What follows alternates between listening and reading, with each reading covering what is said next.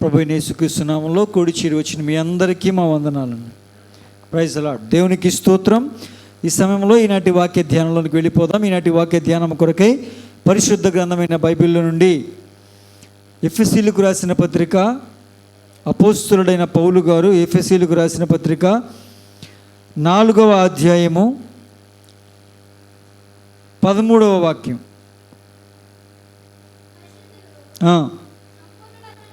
పరిశుద్ధులు సంపూర్ణులగునట్లు క్రీస్తు శరీరము క్షేమాభివృద్ధి చెందుటకును పరిచర్య ధర్మము జరుగుటకును ఆయన కొందరిని అపోస్తలులుగాను కొందరిని ప్రవక్తలుగాను సువార్తికులుగాను కాపరులుగాను ఉపదేశకులుగాను నియమించెను. దేవునికి స్తోత్రం కలుగునుగాక. హల్లెలూయా, హల్లెలూయా. పరిశుద్ధులు సంపూర్ణులు కావాలి. దాని కొరకే ఈ పరిచర్య ధర్మాన్ని ప్రభువారు నియమించారు. ఇందులో ప్రాముఖ్యంగా 3 విషయాలు ఉన్నాయి. ఒకటి, పరిశుద్ధులు సంపూర్ణులు అవ్వాలి. పరిశుద్ధులేంటి, సంపూర్ణత ఏంటి అంటే, ఒక పాపి ఎప్పుడైతే తన పాపం చేస్తున్నాను అని తెలుసుకుని గ్రహించిన వాడై దేవునికి విరోధమైనటువంటి ఆ పని చేయకుండా నేను జీవించాలి అని ఎరిగిన వాడై పశ్చాత్తాపంతో ప్రభు పాదాలు పట్టుకుని ఆ పాపాన్ని ఒప్పుకుని విడిచిపెడితే పాపి పరిశుద్ధతలోనికి వచ్చినట్లు.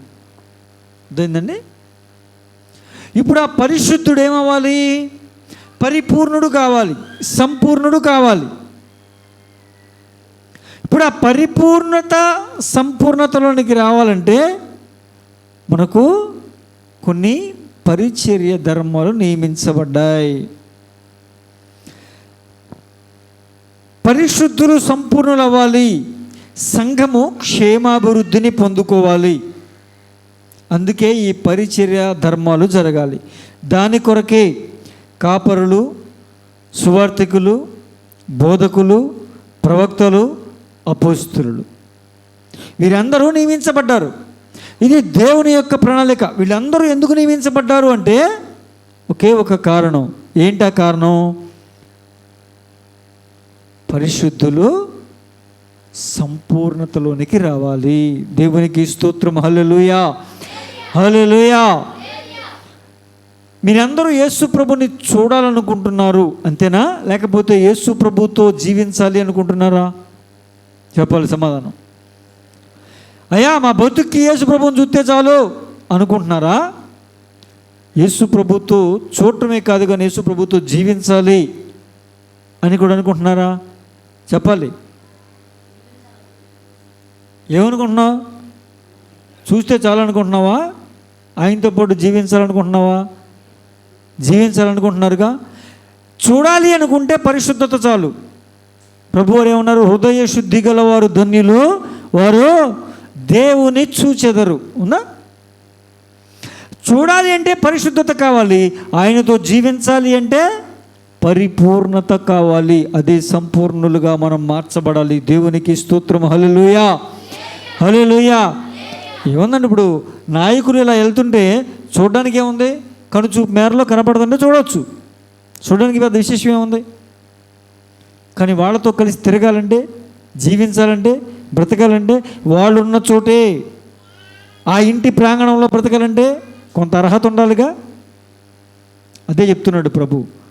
చూడడానికి పరిశుద్ధులుగా ఉంటే సరిపోతుంది, హృదయం శుద్ధిగా ఉంటే సరిపోతుంది. కానీ ఆయనతో జీవించాలి, ఆయనతో గడవాలి, నడవాలి అంటే ఏం కావాలి? మనకి పరిపూర్ణతలోనికి రావాలి అని ప్రభువారు చెప్తున్నారు. ఒక యవ్వనస్తుడు ఉన్నాడు. ఆ యవ్వనస్తుడు యేసు ప్రభువారు వెళ్తుంటే ఒక ప్రశ్న వేశాడు. ఆ ప్రశ్న ఏంటో ఒకసారి చూద్దాం. మత్తయి సువార్త 19వ అధ్యాయం, మత్తయి సువార్త 19వ అధ్యాయం 20-21 వచనాలు చదవండి.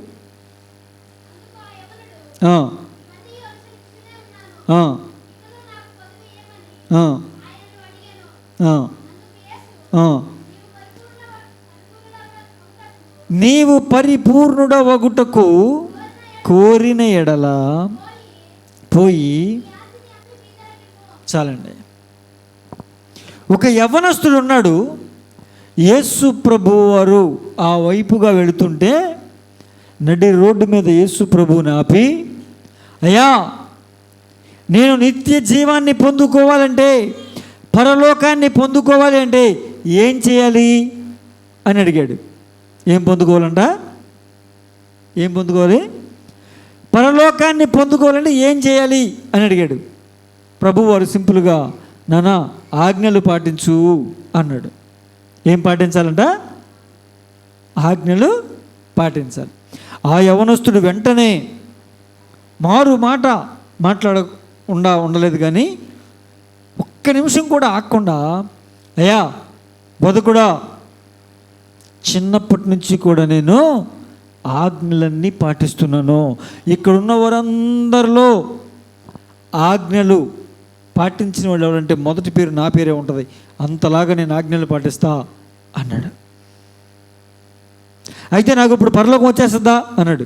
అప్పుడు ప్రభు ఏమన్నాడండి? నీవు పరిపూర్ణుడవగుటకు కోరిన ఎడలా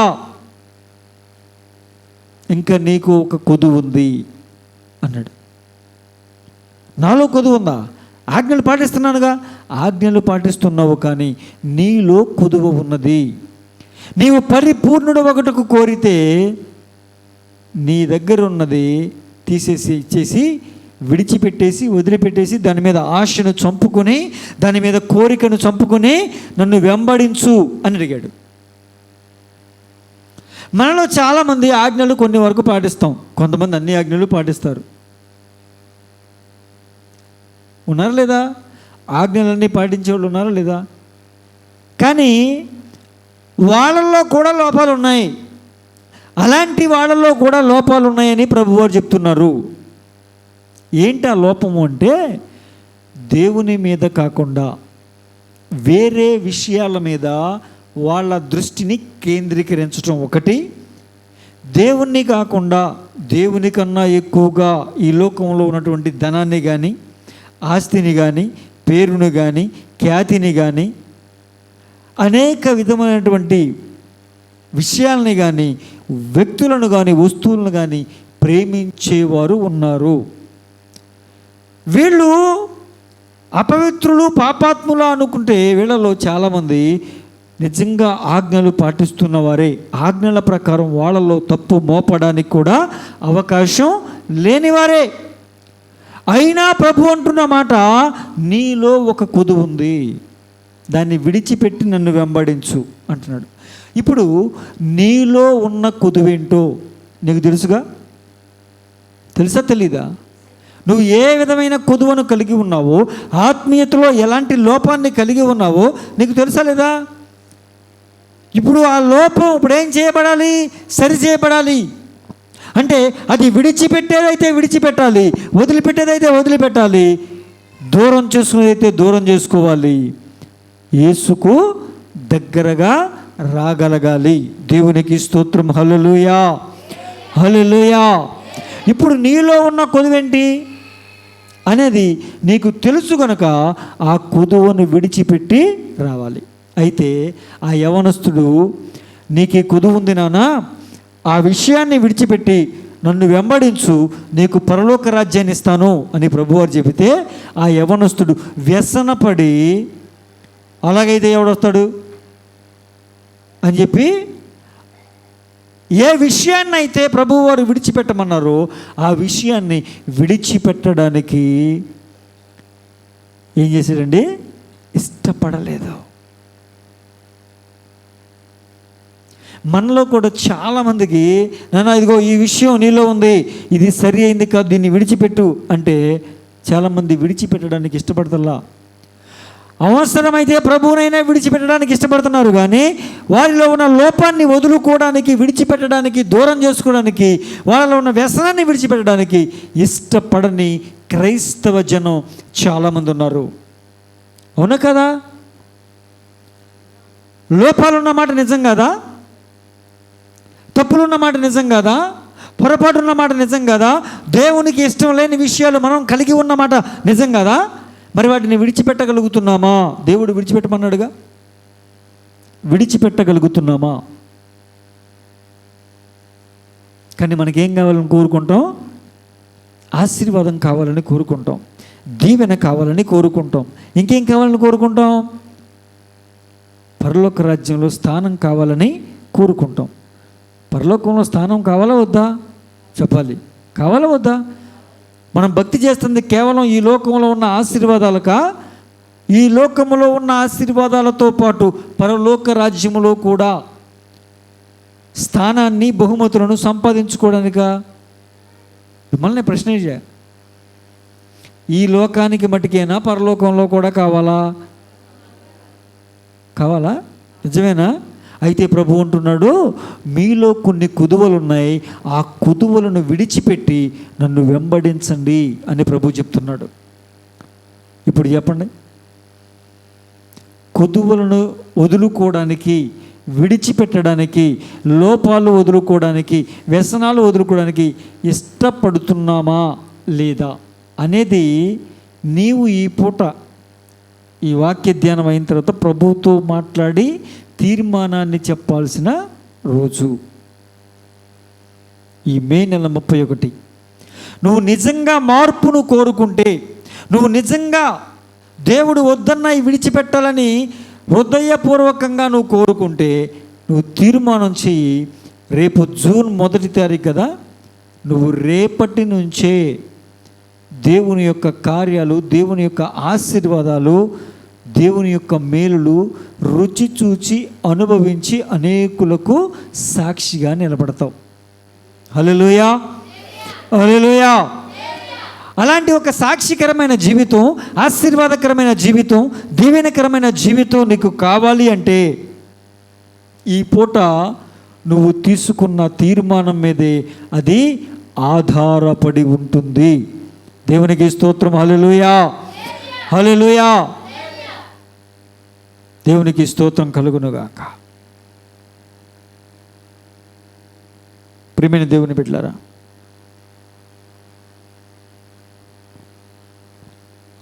విషయం గమనించండి.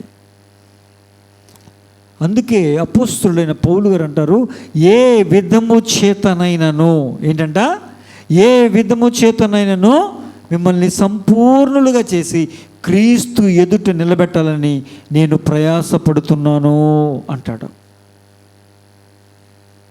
ఏ విధము అంటే గద్దించాల్సిన దగ్గర గద్దించటం, ప్రేమించాల్సిన దగ్గర ప్రేమించటం, ఆదరించాల్సిన దగ్గర ఆదరించటం, సరిచేయాల్సిన దగ్గర సరిచేయటం.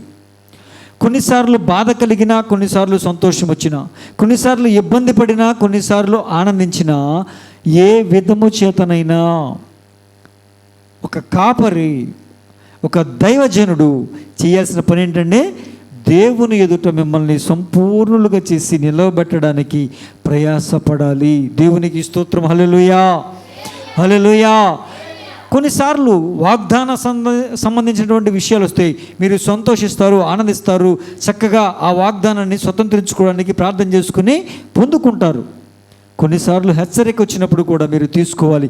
ఆ సమయంలో కొంచెం మీకు హృదయం గాయం కలగవచ్చు, అయినా పర్వాలా, మిమ్మల్ని ఏ విధం చేతనైనా ఏం చేయాలి? సంపూర్ణులుగా మార్చటమే. దేవునికి స్తోత్రం. హల్లెలూయా, హల్లెలూయా. కనుక ప్రియమైన దేవుని బిడ్డలారా, మనమందరము కూడా సంపూర్ణులుగా మార్చబడాలి అనేది దేవుని చిత్తమై ఉన్నది. దేవునికి స్తోత్రం. హల్లెలూయా, హల్లెలూయా.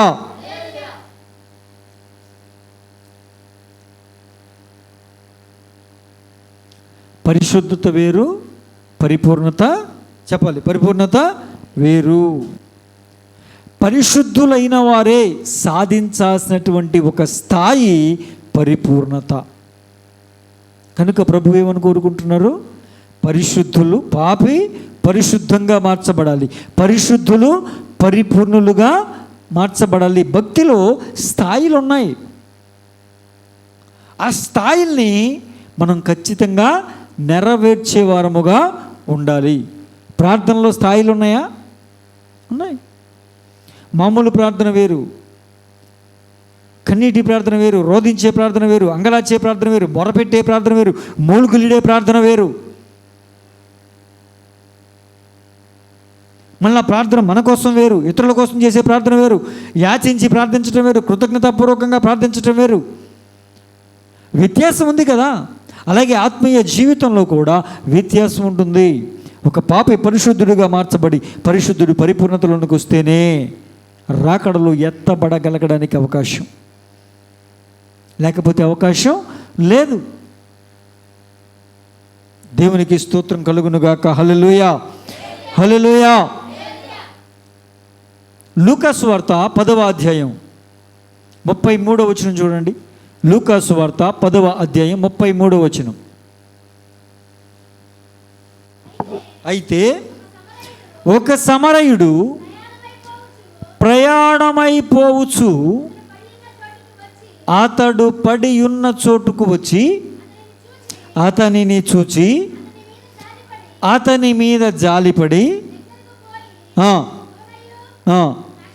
నూనెయు ద్రాక్షరసమును పోసి అతని గాయములు కట్టి తన వాహనం మీద ఎక్కించి పూట కోళ్ళ వాని ఇంటికి తీసుకొచ్చాడు. చాలా మనకి తెలుసు, ఒక వ్యక్తి యెరూషలేములో నుంచి యెరికో పట్టణానికి దిగి వెళుతూ ఉన్నాడు. యెరూషలేము అనగా పైనున్న స్థలం, యెరికో అనగా క్రిందున్న స్థలం. అక్కడ రాయబడిన మాట ఇది. ఒక వ్యక్తి యెరూషలేములో నుంచి యెరికోకు దిగి వెళుతున్నాడు. దిగటం అంటే ఏంటి? ఎత్తులో నుంచి పల్లానికి వెళుతున్నాడు అనే అర్థం, అవునా కదా? దిగిరా అంటే ఏంటి? పైన ఉన్నాడు అంటే ఉన్నతమైన అనుభవాలు కలిగిన. యెరూషలేం అంటే ఏంటి? దేవుని మందిరం, దేవుడు కోరుకున్న స్థలం, దేవుడు నివసించే స్థలం, దేవుని సన్నిధి, దేవుని సహవాసం ఉన్న స్థలం. ఆ స్థలములో నుంచి యెరికో అనగా లోక సంబంధమైనటువంటి విషయాలకు నిలయం, వ్యాపారానికి కేంద్రం, లౌకిక సంబంధమైన విషయాలు జరిగే స్థలం. ఉన్నతమైన స్థానంలో నుంచి దిగజారిపోతూ కిందకి వెళుతున్నవాడు మధ్యలో దొంగల చేతికి ఏమయ్యాడండి? దొంగ చేతికి చిక్కాడు. దొంగ చేతికి చిక్కాడు. ఆ దొంగ చేతికి చిక్కితే ఆ దొంగ ఏం చేశాడు? వాడిని కొట్టి వాడి దగ్గర ఉన్నాయని లాక్కుని, వస్త్రాలు లాక్కుని రక్తపు మడుగుల్లో రోడ్డు పక్కన వదిలేసి వెళ్ళిపోయాడు. చాలామంది మనుషులు చూసి వెళ్ళిపోయారు, కానీ సమరయుడు, అందుకే అక్కడ రాశాడు, ఒక మంచి సమరయుడు, ఒక మంచి వ్యక్తి అతని దగ్గరకు వచ్చి ఆ రక్తపు మడుగుల్లో పడి ఉన్న వ్యక్తి దగ్గరికి వెళ్ళి అతన్ని పట్టుకొని పైకి లేవనెత్తి నూనె రాసి ద్రాక్ష రసం ఇచ్చి తన వాహనం మీద ఎక్కించుకుని పూట కోళ్ళ వాని ఇంటికి తీసుకొచ్చి ఇతన్ని పరామర్శించు అని 2 దీనారాలు ఇచ్చాడు. ఆ మంచి సమరయుడు ఎవరు? ప్రభు అయిన యేసయ్య. ఇప్పుడు ఆ కొట్టబడ్డ రక్తపు మడుగుల్లో పడి ఉన్న చావు బ్రతుకుల మధ్య మరణానికి జోగుతూ ఉన్నటువంటి, మరణానికి చేరువవుతున్నటువంటి, దగ్గరవుతున్నటువంటి వ్యక్తి ఎవరు? నువ్వు నేను. మరి ఆ కుట్టింది ఎవడో? దొంగ. ఆ దొంగ ఎవడు? అడే దొంగ. దోచుకోవడానికే వస్తాడు, ఆడే ఆ దొంగ. మన దగ్గర ఉన్నటువంటివంతా కూడా దోచుకుని మనల్ని అటు కానివ్వకుండా ఇటు కానివ్వకుండా మధ్యలోనే నాశనం చేసి మన బ్రతుకుని చిన్నభిన్నం చేసి చావుకు దగ్గరగా చేసి వాడు వెళ్ళిపోయాడు. ఆ సమయంలో యేసు ప్రభు వారు వచ్చి ద్రాక్షరసం ఇచ్చాడు. ద్రాక్షరసం అంటే ఏంటి? యేసయ్య రక్తం. ఆయన రక్తము చేత మనల్ని కొన్నాడు, ఆయన రక్తము చేత మనల్ని కడిగాడు. నూనె ఇచ్చాడు. నూనె అంటే ఇదేంటిది? పరిశుద్ధాత్మ అభిషేకం. నూనె ఏంటండి? పరిశుద్ధాత్మ అభిషేకం ఇచ్చి తానే పూటకోళ్ళ వాని ఇంటికి తీసుకొచ్చాడు. పూటకోళ్ళ వాని ఇల్లు అంటే ఏంటి? మందిరం. పూటకోళ్ళ వాని ఇల్లు అంటే ఏంటంటే మందిరం. తీసుకొచ్చి ఆ పూటకోళ్ళ వాడిని పిలిచి, ఎవడో పూటకోళ్ళవాడు? వీడు విలువ లేనివాడు. ఆయన దృష్టిలో విలువైనవాడు, మనుషుల దృష్టిలో విలువైనవాడు. నువ్వేం చేస్తున్నావు అని అడిగితే నేను పాస్టరా. ప్యూన్కైనా, గవర్నమెంట్ జాబ్ చేసే ప్యూన్కైనా విలువ ఉంది, కానీ పాస్టర్కి విలువ ఉందా?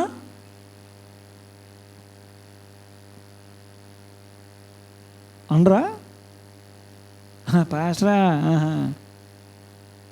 వీడేది పెద్ద ప్లేడర్ లాగా ఆ పాస్టరా అంటాడు. ఆడు మళ్ళీ రోడ్ల మీద తిరిగేవాడు. అలాంటి వ్యక్తికి తాను కొని, తన రక్తము చేత కొని, తన ఆత్మ చేత అభిషేకించి ఒక వ్యక్తిని తీసుకొచ్చి ఎవరికి చెప్తున్నాడు? నువ్వు పాస్టరా అన్నవే ఆ వ్యక్తికి అప్పగించి 2 దేనాలు ఇచ్చాడు. ఏంటి ఆ 2 దేనారాలు? పాత నిబంధన, కొత్త నిబంధన 2 దేనారాలు. వాక్యం అనే దేనారాలు ఇచ్చాడు. ఏమి ఇచ్చాడండి? వాక్యం అనే పాత నిబంధన, కొత్త నిబంధన 2 దినాలు ఇచ్చి అంటాడు, ఈ వ్యక్తి గాయాలన్నీ కడుగు, ఈ వ్యక్తిని బాగు చేయి, ఈ గాయాలన్నీ మానాలా.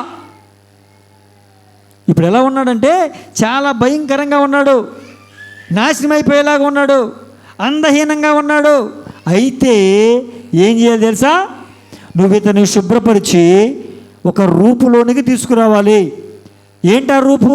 ఇతడు నేను ఇచ్చిన రూపాన్ని కోల్పోయాడు, మరలా నువ్వు ఏం చేస్తావో నాకు తెలియదు.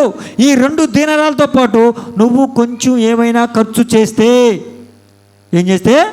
నువ్వేమైనా ఖర్చు చేస్తే ఏంటంట? మరలా నేను తిరిగి వస్తా, నువ్వు ఖర్చు పెట్టిన ఖర్చుకి నేనేం చేస్తాను? నీకు తిరిగి జీతంగా ఇస్తా అని చెప్పాడు. తిరిగి జీతంగా ఇస్తాను అని చెప్పాడు. అంటే ఇప్పుడు ఈ వాక్యంతో పాటు ప్రార్థన చేయాలి, పరామర్శించాలి, ఏమండి, పరిచర్య చేయాలి, చెదిరిపోతుంటే మళ్ళీ ప్రేమతో లాక్కు రావాలి, ఇష్టం వచ్చినట్లుగా చేస్తుంటే మళ్ళీ వాళ్ళతో మేమే ప్రేమతో మాట్లాడాలి. ఇవన్నీ చేసి, ఇవన్నీ ఎక్స్ట్రా, ఇదంతా ఎక్స్ట్రా. ఆయన ఇచ్చిందేంటి? ఓన్లీ వాక్యం, కేవలం వాక్యం. కేవలం అనకూడదు, వాక్యం ఇచ్చాడు.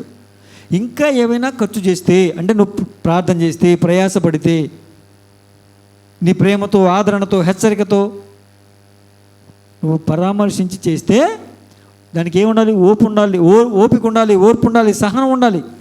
ఏమంటే గాయాలతో ఉన్నాడుగా, కూర్చోండి అమ్మ, పర్లేదు, కాముకుంటాడు, కూర్చోండి. గాయాలతో ఉన్నాడా? గాయాలతో ఉన్నవాడికి గాయాలు పిండుతుంటే, ఇప్పుడు కట్టుకట్టాలిగా, గాయంతో ఉన్నవాడికి పిండుతుంటే, ఆహా ఏం కట్టు కడుతున్నారండి, అబ్బా అసలు మీరు ఆ గాయం మీద టించర్ వేస్తుంటే ఉందండి, అబ్బాబ్బా చల్లగా ఉందండి అంటాడండి. అబ్బా నొప్పిస్తా అంటాడు, మంట అంటాడు. అయినా పర్ల ఏం కాదు తగ్గిపోద్దని ఆ గాయాన్ని కడిగి తుడిచి టించర్ వేసి కట్టుకట్టాలి. ఇప్పుడు గాయం కడుగుతున్నప్పుడు, టించర్ వేస్తున్నప్పుడు, కట్టు కడుతున్నప్పుడు నొప్పి ఉంటుందా లేదా? మరి అదే మరి వాక్యం చేత మిమ్మల్ని సరి చేస్తున్నప్పుడు, మిమ్మల్ని కాదు, తప్పిపోయిన వాళ్ళని, దేవుడు మాకు అప్పగించిన వాళ్ళని సరి చేస్తున్నప్పుడు కొంచెం బాధ కలుగుద్ది, గుండెకి గాయం అవుతుంది, నొప్పి వస్తుంది. ఈ పాస్టర్ పద్దాక నేను వచ్చానంటే పరిశుద్ధత కోసం చెప్తాడు ఈ పాస్టర్. నేను చెప్తున్నానా? నాకేమంత అవసరం? పరిశుద్ధత కోసం చెప్పేటప్పుడు నువ్వు అవసరం, నన్ను ఏం చేయమంటావు? అవునా కదా అమ్మా? నేనేం చేసేది అంటే నిన్ను కూర్చోబెట్టి నిన్ను కడగాలి అని ప్రభువు ఇష్టపడుతున్నాడు. నువ్వు ఆయన రూపంలోకి రావాలని ఆయన ఇష్టపడుతున్నాడు కాబట్టి నీతో ఇంకా ప్రేమతో మాట్లాడుతున్నాడు. ఈ లోపాలనే సరి చేసుకొని ఎంత ప్రేమ ఉంటే అలా చెప్తాడండి. మనల్ని ప్రేమించే వాళ్ళే మనల్ని గద్దిస్తారు, మనల్ని ప్రేమించే వాళ్ళే మనల్ని హెచ్చరిస్తారు. మనం ఏం చేసినా నువ్వు సూపర్ అనడంకో ఆడు మనల్ని ప్రేమించట్లా, ప్రేమించినట్టు యాక్ట్ చేస్తున్నాడు. రేపు పొద్దున మన బతుకు సర్వనాశనం అయిపోయాక ఎరా అన్నాం అనుకో, నీకు నాకు సంబంధం లేదురా, నీలాంటి వాడితో స్నేహం చేయడం కూడా నాకు వేస్ట్ రా అని వదిలిపోతాడాడు. అవునా కదా? తప్పిపోయిన కుమారుని వదిలేసి వెళ్ళిపోయారు లేదా? డబ్బులు ఉన్నప్పుడు నువ్వు అసలు నువ్వు గొప్ప, నువ్వు ఎంత తోడురా, అరే నాకు అది కావాలరా, ఏం అడుగుతుంది, అరే వీడు ఏం అడుగుతుంది, ఏం అడుగుతుంది తెలుసా నాకు కదరా, అసలు ఎంత మంచి ఫ్రెండ్ రా నువ్వు, బాబా అరే పదరా వెళ్దాం, పదరా ఎక్కడరా, అక్కడికి వెళ్దాం, అరే నాకు బాగా ఆకలేస్తుందిరా, బిర్యానీ తినాలందరా, అది కూడా mutton biryani, fish fry, prawns curry కూడా తినాలని ఇప్పటి నుంచో కోరికరా, అవునా వెళ్దాం పదరా, డబ్బులు లేవురా, నీకెంత నేనున్నాను రా, అరే ఇలాంటి, అరే మన ఇద్దరికి వెళ్తే ఏం బాగుంటుంది, అడుగుడితే బాగుంటుంది, అందరికీ ఏమన్నా డబ్బులు రా, వెళ్ళారు, మొత్తం అంతా గొల్ల చేశారు, అంతా అయిపోయింది, చిల్లిగా అవ్వలేదు, తింటాకి డబ్బులు లేవు వాడికి, వీళ్ళందరికీ ఇళ్లలో తింటాకి బాగానే ఉంది. ఆడొచ్చాడు, అరే బాగా ఆకలేస్తుందిరా, ఒక ముద్ద అన్నం పెట్టరా మీ ఇంటికి తీసుకెళ్ళి అంటే, మా ఇంటికా, అమ్మో నీతో స్నేహం చేస్తున్నానని మా నాన్నకు తెలిస్తే కాళ్ళు ఎరగొట్టి మూలను కూర్చోబెడతాడు, వద్దురా. మరి మొన్న తిన్నప్పుడు తెలవలా, అడిగి తిన్నప్పుడు తెలవలా, అరే బాగా ఆకలేస్తుంది తట్టుకోలేకపోతున్నాను రా, పోనీ మీ ఇంటికి రండిరా, మీ ఇంటికి గోడ పక్కన కూర్చుంటాను రా, అరే ఒక్క ముద్ద సంచిలో పెట్టుకుని తీసుకురా తింటాను రా. అమ్మో మా అమ్మకు తెలవకుండా ఒక్క ముద్ద పెట్టుకుని సంచిలో తేవాలా, మా అమ్మ నా చేతులు ఇచ్చేస్తుందిరా నాయనో అని మొత్తం వదిలేశారు. ఇప్పుడు ఎవరు దిక్కయ్యారు? పందులు. ఎవరండి? పందులు. ఆ పందుల్ని మేపుతున్నాడు, వీడికి తింటాక అన్నం లేదు. ఆ పందులు తినే పొట్టు ఎవడన్నా ముట్టుకుంటాడా? దాన్ని ముట్టు చూస్తేనే అదొక రకమైన ఫీలింగు. ఆ ముట్టుతో ఆ పందులు తింటున్న ఆ పొట్టు దగ్గరికి వెళ్ళి ఆ పొట్టుని తినడానికి కూడా ప్రయత్నం చేశాడంటే ఎలాంటి దుర్బలమైన జీవితంలోకి వెళ్ళిపోయాడు. వెళ్ళాడా? వదిలిపెట్టి మొత్తం పోయారా లేదా?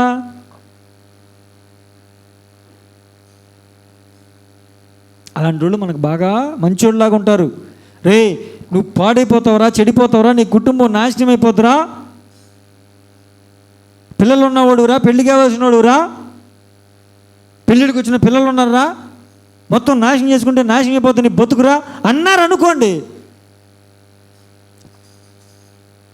వీడికి నొప్పి ఏంటో నాకు అర్థం కావట్లా, నా డబ్బు నా ఇష్టం, వీడికి ఏంటంట,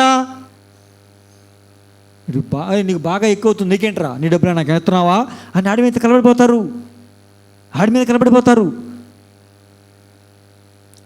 డబ్బులన్నీ అయిపోయినాక నీతో పాటు కలిసి కూర్చుని తిన్నవాడు తాగినోడు ఉన్నాడే, ఆడిని పట్టించుకోడు చూడు, అప్పుడు ఆడి మాటలు గుర్తొస్తాయి. ఆడి మాట ఆ రోజు నేనుంటే ఆడు నాకు ముందే చెప్పాడు అని అప్పుడు గుర్తొస్తాయి.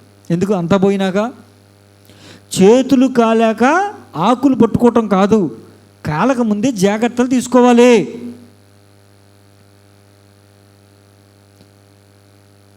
మొత్తం అంతా సర్వనాశనం అయిపోయాక నువ్వు చేసేదేంటి? జాగ్రత్త పడాలా వద్దా? మనం కూడా అంటావా అనవా? అరే నువ్వు పెళ్ళి కావాల్సినోడురా, పెళ్ళి కావాల్సినోడు మంచోళ్ళతో స్నేహం చేయాలి అంటామా అనవా? అది మంచి కోరుకున్నాడైతే ఖచ్చితంగా అంటాడు. అన్నానా అంటాడు. తల్లిదండ్రులు అలాగ అంటారు కాబట్టి తల్లిదండ్రులు నీకు విలన్లాగా కనపడతారు, దుర్మార్గుల్లాగా కనపడతారు. వాళ్ళతో తిరక్కరా, నువ్వు చెడిపోతావురా, నీ తర్వాత నీకేం ఉండదురా, నువ్వు పెళ్ళి కావాల్సినోడురా. దుర్మార్గులు మా అమ్మ నాన్న. అదే పక్కింటి అంకుల్ అయితే, అంకుల్ నేను ఆల్తలు ఏం కాదురా ఈ వయసులో కాబట్టి ఇంకా అబ్బా అంకుల్ అసలు ఎంత మంచోడు.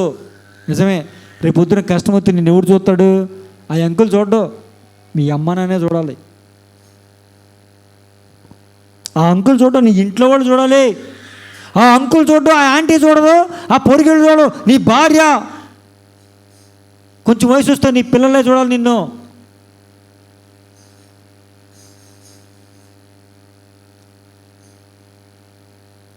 నీ హృదయానికి కొంచెం గాయం అనిపించినా, బాధ అనిపించినా, ఏదనిపించినా నీ మంచి కోరుకునేవాడు నిన్ను హెచ్చరిస్తాడు. నిన్ను ప్రేమించేవాడు నిన్ను గద్దిస్తాడు.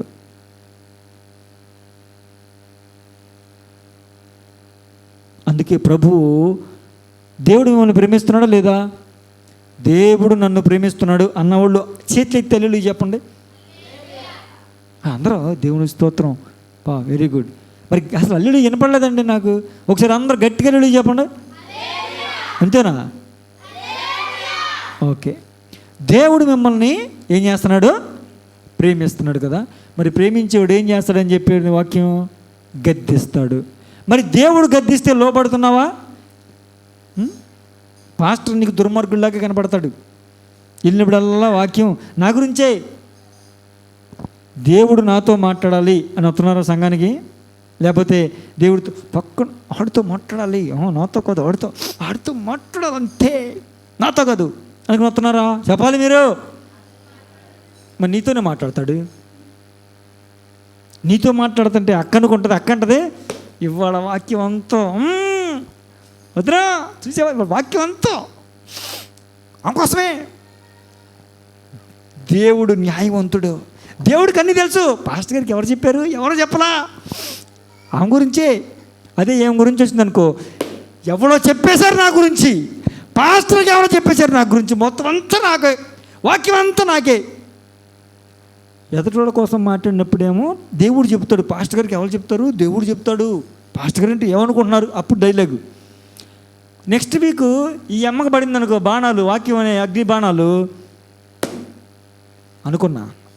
మొన్న నేను ఈ పని చేస్తున్నప్పుడు చూసింది అనుకున్నా, మోసేసింది పాస్టర్ అమ్మకు మోసేసింది, పాస్టర్కి మోసేసింది. పాస్టర్ అయ్యా ఇక బల్ల గుద్దాడు, పోడియం పగిలిపోయేలాగా గుద్దేశాడు, నా గురించే చెప్పేశాడు. ఇంకొంచెం ఉంటే పోడియం పగిలిపోయేది కానీ ఫోన్లే ఆపేశాడు అని చెప్పుద్ది.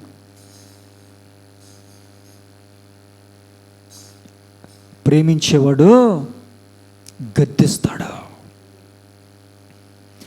దేవుడు నిన్ను ప్రేమిస్తున్నాడు గనకనే నిన్ను గద్దిస్తున్నాడు. దేవుడు నిన్ను ప్రేమిస్తున్నాడు కనుకనే నిన్ను సరిచేయాలని కోరుకుంటున్నాడు. దేవుడు నిన్ను ప్రేమిస్తున్నాడు కనుకనే ఇంకను నీలో ఉన్న లోపాలని విడిచిపెట్టి నువ్వు పరిపూర్ణుడు అవుటాకి నా దగ్గరికి రా అని కోరుకుంటున్నాడు. నువ్వు విడిచిపెట్టి పరిపూర్ణతలోనికి రావాలంటే నన్ను వెంబడించు అని కోరుకుంటున్నాడు. అందుకే నిన్ను గద్దిస్తున్నాడు. దేవునికి స్తోత్రం. హల్లెలూయా, హల్లెలూయా. పరిశుద్ధులు ఏమవ్వాలండి? పరిపూర్ణులు కావాలి.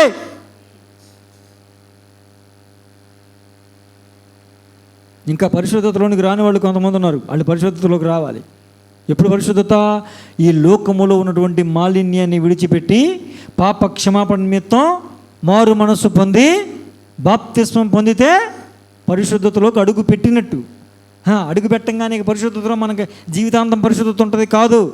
ఎప్పటికప్పుడు పరిశుద్ధతను కాపాడుకుంటూ పరిపూర్ణతలోనికి ఎదగాలి. అది భక్తి జీవితం. దేవునికి స్తోత్రం కలుగునుగాక. హల్లెలూయా, హల్లెలూయా. ప్రియమైన దేవుని బిడ్డలారా, కనుక ఏ విధము చేతనైనా పరిపూర్ణులుగా చేయాలి. ఎప్పటి వరకు? ఆయన వచ్చేంత వరకు. ఏమని చెప్పాడు? 2 దీనారాలు ఇచ్చి గాయాలతో ఉన్నవాడిని తీసుకొచ్చి, ఇదిగో నేనే వీడిని స్వరక్తం ఇచ్చి సంపాదించాను, నేనే వీడికి పరిశుద్ధాత్మ అభిషేకం ఇచ్చాను, అయినా నీ చేతుల్లో పెడుతున్నాను.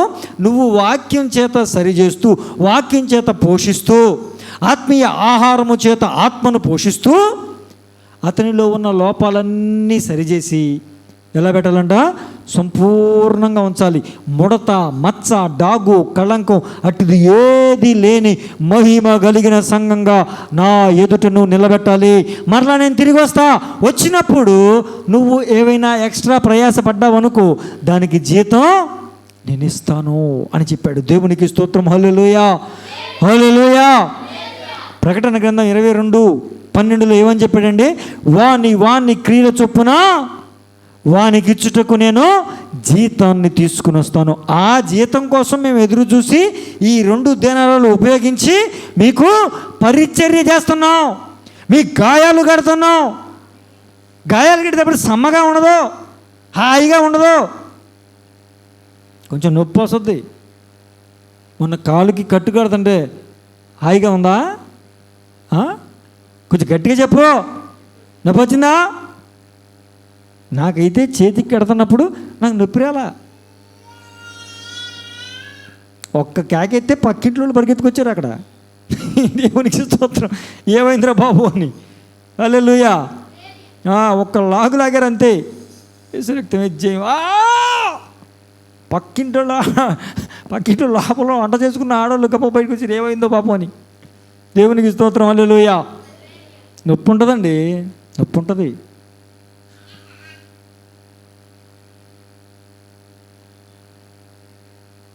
దేవుని బిడ్డలారా, మనము మొదట పాపులం, పరిశుద్ధతలోనికి అడుగు పెట్టాం. కొంతమంది పరిశుద్ధతలోనికి అడుగు పెట్టాల్సిన వాళ్ళు ఉన్నారు. పాపులు పరిశుద్ధతలోనికి రావాలి, పరిశుద్ధులు పరిపూర్ణతలోనికి ఎదగాలి. దేవునికి స్తోత్రం కలుగునుగాక. హల్లెలూయా, హల్లెలూయా. అపోస్తులైన పౌలు గారు కొరింథీయులకు రాసిన 2వ పత్రిక 7వ అధ్యాయం 1వ వచనం చూడండి.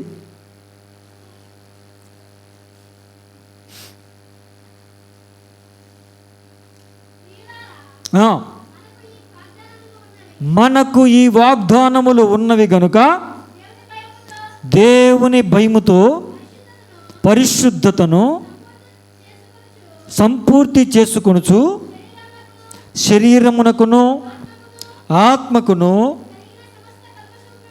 కలిగిన సమస్త కల్మషము నుండి మనలను పవిత్రులుగా చేసుకుందుము. దేవునికి స్తోత్రం, హల్లెలూయా. మనకు ఈ వాగ్దానములు ఉన్నవి కనుక. ఏ వాగ్దానం? ఆ పైన రాశాడు చాలా. నేను మీకు తండ్రిని అయి ఉంటా, ఏమండి, మీరు నాకు పిల్లలై ఉంటారు, నేను మీలో ఉంటా, మీరు నాలో ఉంటారు. ఇవన్నీ రాసి, మీరు నాకు ఆలయం, నేను మీలో నివసిస్తా, ఈ విషయాలన్నీ రాసి ఈ వాగ్దానములు మనకు ఉన్నవి కనుక ఇప్పుడు మనం ఏం చేయాలంట? దేవుని భయం కలిగి పరిశుద్ధులం అవడానికి మనం ప్రయత్నం చేయాలి.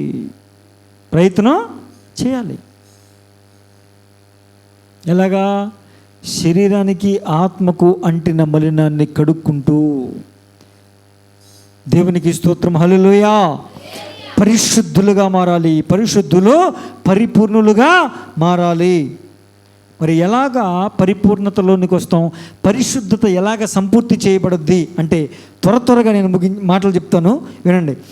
యోహాను రాసిన 1వ పత్రిక 1వ అధ్యాయం 7వ వచనంలో, ఆయన వెలుగులో ఉన్న ప్రకారం మనము కూడా వెలుగులో ఉంటే అన్యోన్య సహవాసము గలవారమై మనం ఉంటాం. ఆయన వెలుగులో ఉన్నాడు, మనం కూడా ఎక్కడ ఉండాలి చెప్పాలి? ఎక్కడ? వెలుగులో ఉండాలి. అప్పుడు యేసు రక్తం మనల్ని ఏం చేస్తుంది? పరిశుద్ధపరుస్తుంది. మనం చీకటిలో ఉండకూడదు, చీకటి సంబంధమైన విషయాల్లో ఉండకూడదు. ఆయన వెలుగులో ఉన్న ప్రకారం మనం కూడా వెలుగులో ఉండాలి. ఇప్పుడు వెలుతురు, పగలు ప్రతిదీ కూడా స్పష్టంగా కనపడద్దా లేదా? చీకటిలో ఎంత స్పష్టంగా కనపడద్దా అండి? కనపడదు. అలాగే మన జీవితం కూడా తేట తెల్లగా ప్రభుకి కనిపించినట్లుగా ఉండాలి. మనుషులకు కూడా కనిపించాలి. మనుషులు మీ సత్క్రియలు చూచి పరలోకమందున్న మీ తండ్రిని మహిమపరుచున్నట్లుగా అసడే మీ సత్క్రియలు వాళ్ళకి కనపరచనివ్వండి అన్నాడా లేదా? మన జీవితం ఎలా ఉందో తేటగా ప్రభుకి కనిపించాలి, మనుషులకు కూడా కనిపించాలి. మనుషులకి ఎవరు చూసిన? మనుషులకు అవసరం లేదు, ప్రభువుకి తెలుసు నా హృదయం. ఏం తెలుసు? నీ హృదయం తెలుసు, నీ హృదయంలో ఉన్న కుళ్ళు కంపు తెలుసు, ఉన్న మురికి తెలుసు. దేవుడు చెప్పలే మీ సత్క్రియలు మనుషులకు కనబడాలి అని చెప్పాడా లేదా? దేవుని బిడ్డలారా, అన్యోన్య సహవాసం ఎప్పుడు ఉంటుందంటే ఆయన వెలుగులో ఉన్నాడు కనుక మనం కూడా వెలుగులో ఉండాలి. చీకటికి సంబంధించినటువంటి, పాపానికి సంబంధించినటువంటి క్రియలు, విషయాలు మనలో ఉండకూడదు. దేవునికి స్తోత్రం, హల్లెలూయా. అపోస్తుల కార్యాల గ్రంథం 22:16లో బాప్తిస్మము ద్వారా మీ పాపాలు కడుక్కోండి అని చెప్పాడు.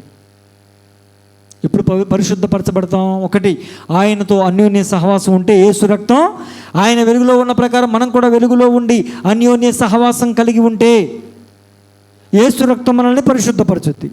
రెండోది ఏంటి? బాప్తిస్మము ద్వారా మనము మన పాపాలని కడుక్కోవాలి. చాలామంది బాప్తిసం పొందుతావా అంటే కనిపెడుతున్నానండి, ప్రార్థన చేస్తానండి, మరి అప్పుడు పొందుతానండి, ఇప్పుడు పొందుతానండి. ఈ లోపల నువ్వు పోతే నరకం పాలేగా. అవునా కదా? రావడానికి సమయం ఉంది, అది తెలిసిపోయింది నీకు, నువ్వు పోతే. కనుక ఇంత గొప్ప రక్షణ నిర్లక్ష్యం చేయొచ్చా? చేయకూడదు. బాప్తిస్వం ద్వారా మన పాపాలు మనం కడుగుకొనుట ద్వారా. ఎఫెసీ పత్రిక 5:27 వాక్యం అనే ఉదక స్నానము చేయించడం ద్వారా, వాక్యం చేత మనం ఉదక స్నానం చేయించబడాలి. అంటే బయటికి వెళ్ళి వచ్చినప్పుడు మురికి మలినం మట్టి అంటితే, మనం బురద అంటితే ఏ విధంగా ఒక బకెట్ నీళ్ళు సరిపోతే 2 బకెట్ నీళ్ళైనా తెచ్చుకుని కడుక్కుని శుభ్రంగా చేసుకుంటాం లేదా?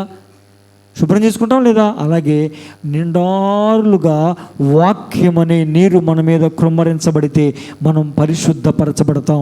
మన హృదయానికంటే మలినమంతా పోవాలంటే వాక్యపు సమృద్ధి కలిగిన చోట మనం ఉండాలి. వాక్యం అనే నీరు పారుచున్న చోట మనం ఉండాలి. ఆ ప్రవాహం కిందకి మనం వస్తే ఆ వాక్యం చేత మనము శుద్ధి చేయబడతాం. దేవునికి స్తోత్రం. హల్లెలూయా, హల్లెలూయా.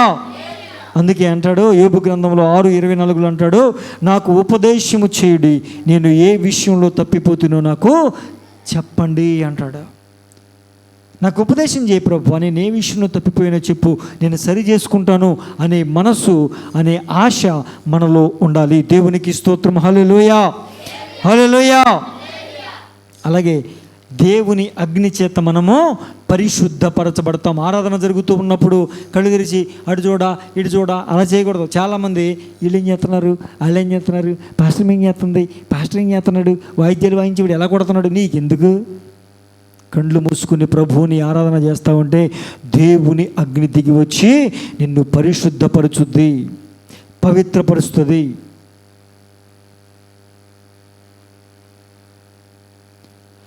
ఆరాధించే వేళయందు నీదు హస్తములు తాకాయి నన్ను,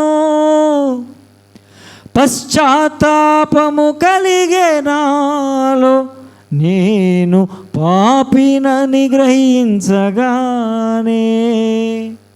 ఆరాధన చేసేటప్పుడు కళ్ళు మూసుకుని ప్రభువుని ఆరాధన చేస్తుంటే, పూర్ణ హృదయంతో, పూర్ణాత్మతో, పూర్ణ బలముతో ఆరాధన చేస్తుంటే ప్రభువు యొక్క అగ్ని అభిషేకం మనల్ని తాకినప్పుడు మనం ఎంత అపవిత్రులమో, ఎంత అపరిశుద్ధులమో మనకు తెలియపరచబడుద్ది. కనుక మనము నన్ను క్షమించు ప్రభువా, నాలో ఈ లోపం ఉంది, నాలో ఈ పాపం ఉందని ఒప్పుకుని విడిచిపెడతాం. కనుక దేవుని అగ్ని చేత మనం పరిశుద్ధపరచబడతాం. దేవునికి స్తోత్రం. హల్లెలూయా.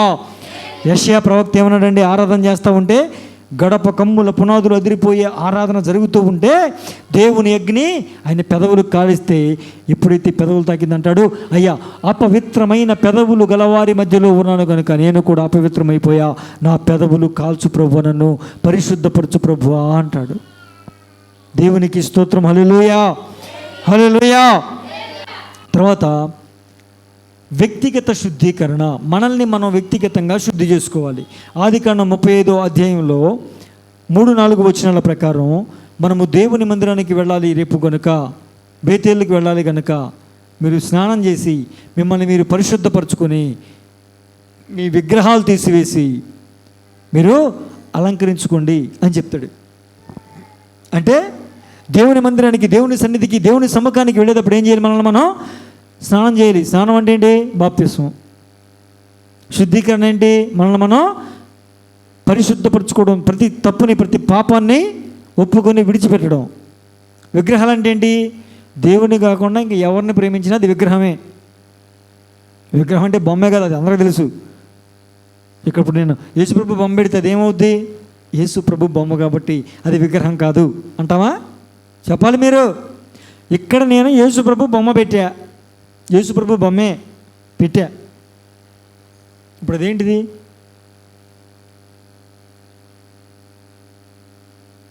నా బొమ్మ అక్కడ పెట్టా, ఇది నేను చర్చి కట్టించుకున్నాను కాబట్టి, దేవుడు నాకు ఇచ్చిన చర్చి కాబట్టి అని, ఇది నా చర్చి అని తెలవడం నా బొమ్మ అక్కడ పెడితే దాన్ని ఏమంటారయ్యా?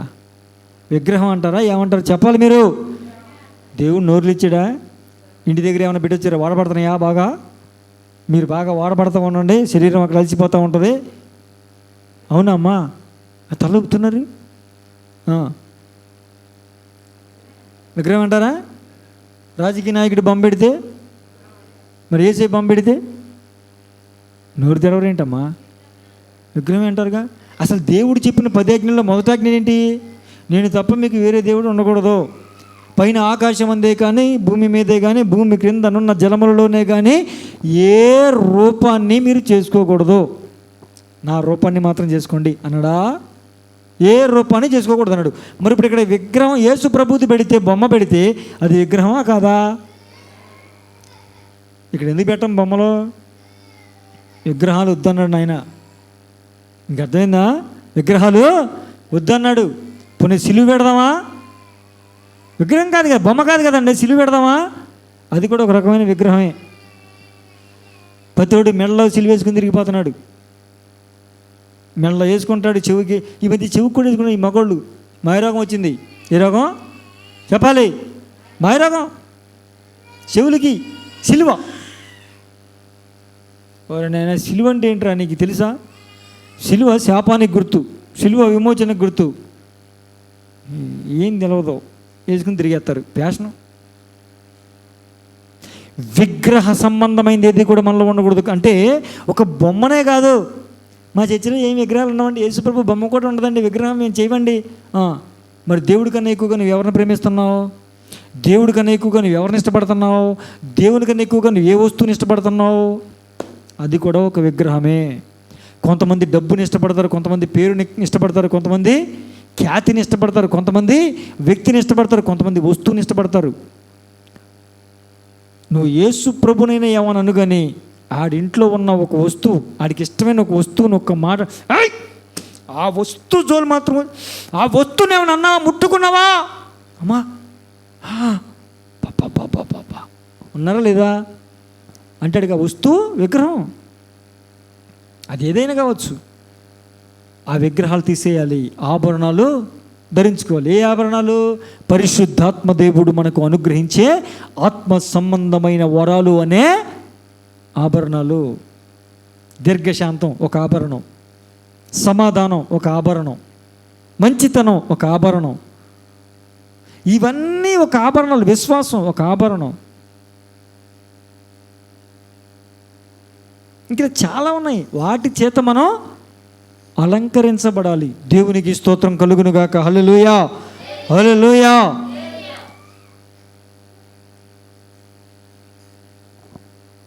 శ్రమలు మనకు వచ్చినప్పుడు మనం పరిశుద్ధపరచబడతాం. బంగారం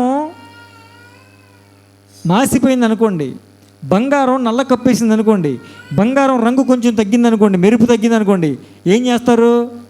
కంసాల దగ్గర తీసుకెళ్తారు. ఏం చేస్తాడు చెప్పాలి? అగ్నిలో